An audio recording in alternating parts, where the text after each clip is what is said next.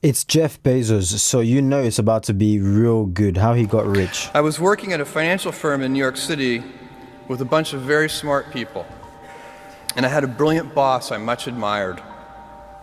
I went to my boss and told him I was going to start a company selling books on the internet. He took me on a long walk in Central Park, listened carefully to me, and finally said, "That sounds like a really good idea, but it would be an even better idea for someone who didn't already have a good job. You can have a job, or you can have a career, or you can have a calling. And if you can somehow figure out how to have a calling, you have hit the jackpot, because that's the big deal." Wow. I met Jeff Bezos 25 years ago. And he told me, "Dave, I want you to invest in my company. What are you doing?" "I'm gonna start a bookstore in my garage." "Okay, and I'm gonna put it online. People buy online, and I'm gonna ship out of my garage.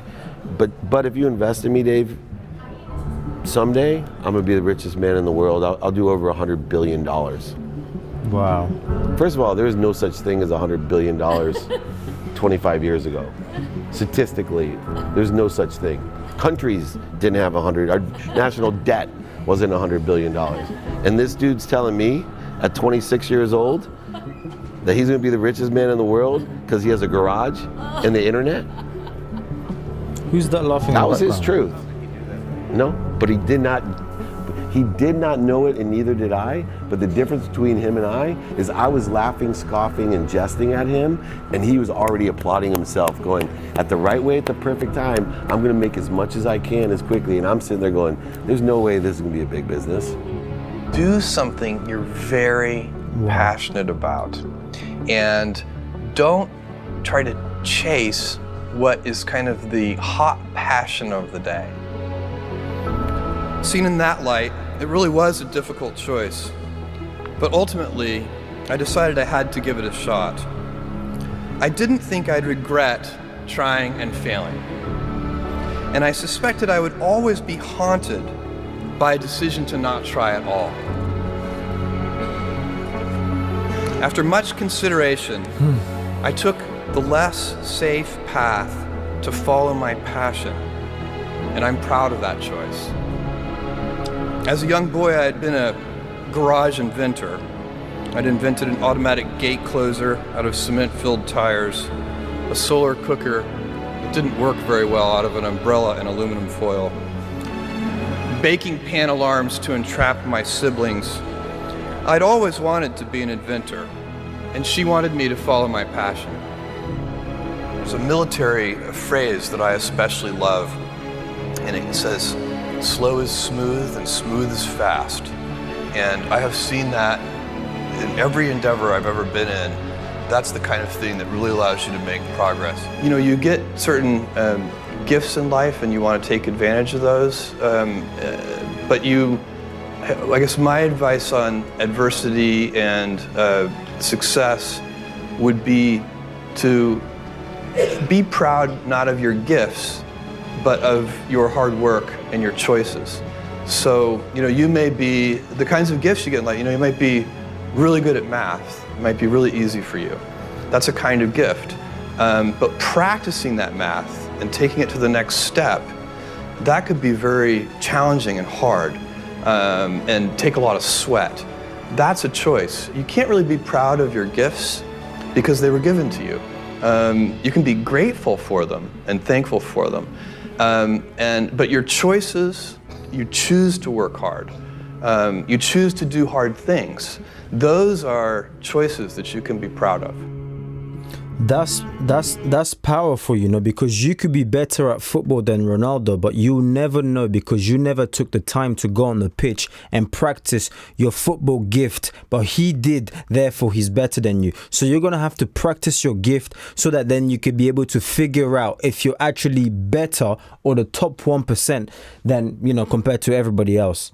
Wow, amazing. You can choose. We all get to choose our life stories, and it's the choices that define us, not our gifts. Everybody in this room has many gifts. I have many gifts. You can never be proud of your gifts because they're gifts. They were given to you. You might be tall, or you might be really good at math, or you might be extremely beautiful or handsome, or there are many gifts, and you can only be proud really of your choices, because those are the things that you are acting on. And one of the most important choices that each of us has, and you know this just as well as I do, is you can choose a life of ease and comfort, or you can choose a life of service and adventure. And when you're 80, which one of those things do you think you're going to be more proud of? You're going to be more proud of having chosen a life of service and adventure. Very There's never been a better time to be alive. I mean, it's just an incredible, the amount of inspiration that the world generates for me, and I think for a lot of people. It's insane, the amount of change and invention and opportunity. Your life, the life you author from scratch on your own, begins. How will you use your gifts? What choices will you make? Will inertia be your guide, or will you follow your passions? Will you follow dogma, or will you be original? Will you choose a life of ease, or a life of service and adventure? Will you wilt under criticism, or will you follow your convictions? Will you bluff it out when you're wrong, or will you apologize? Will you guard your heart against rejection, or will you act when you fall in love? Will you play it safe, or will you be a little bit swashbuckling? When it's tough, will you give up, or will you be relentless? Will you be a cynic, or will you be a builder? Will you be clever at the expense of others, or will you be kind? Every time you figure out some way of providing tools and services that empower other people to deploy their creativity, you're really onto something. You're very lucky if you have a career. A lot of people end up with a job. If you don't love your work, you're never going to be great at it. Jules Verne, Mark Twain, Galileo, Newton, all the curious from the ages would have wanted to be alive, most of all, right now. As a civil... Look, I'll say this. It's not just about loving your work, okay? Let's see some of these comments. We're going to carry on with the video. It's not just about loving your work, because the billionaire who's in China who makes pillows or who makes concrete, because you might say, well, they love pillows, no problem. The billionaire who's in China somewhere who makes concrete blocks and sells cement, for example, they're not passionate about that.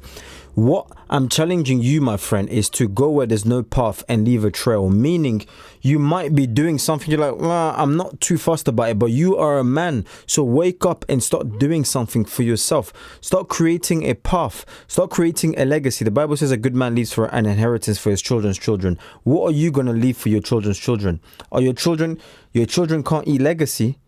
They need financial, they need money in that little back pocket. Yeah, they need that. You can't eat legacy. So I'm here to challenge you.